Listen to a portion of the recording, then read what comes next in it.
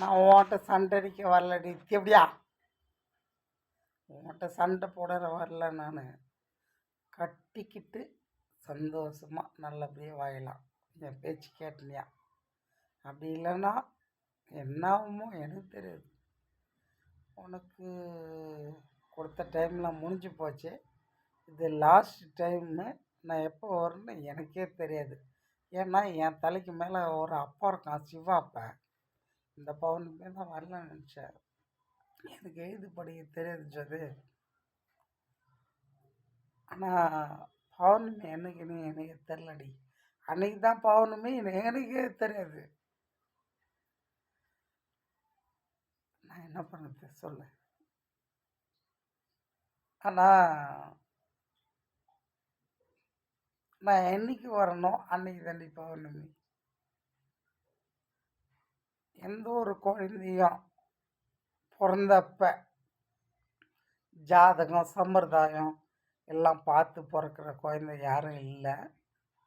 பிறந்ததுக்கப்புறம்தான் எல்லாம் ஜாதக ரீதியாக அப்படின்னு சொல்கிற மாதிரியே.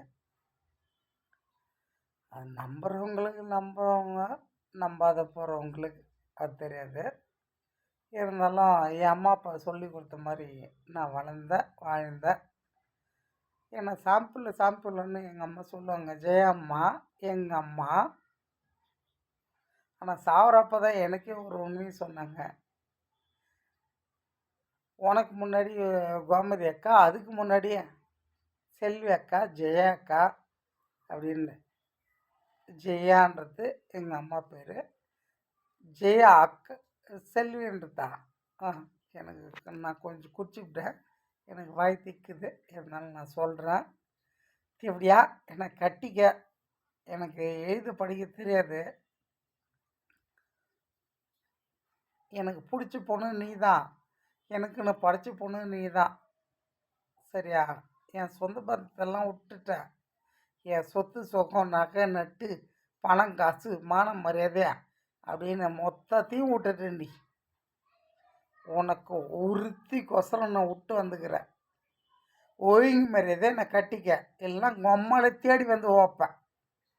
நீ மதுரை இல்லை, அடி மாநாட்டிலே ஓப்பேன். நான் பஸ் ஸ்டாப்லேயே ஓப்பேன். நான் எப்படியா குதியா? நான் ஜெயாமோதான், நல்லா தெரிஞ்சுக்க. எப்படியா குதியா? இந்த யூடியூப்பில் போட்டால் எல்லாத்துக்கும் தெரியணுன்னு தான் போடுறேன். நீ ஒழுங்காக எனக்கு கால் பண்ண வச்சுக்க, உன்னை கட்டிக்கிட்டு போயிடுவேன். கால் பண்ணல பல உன்னை தினம் தினம்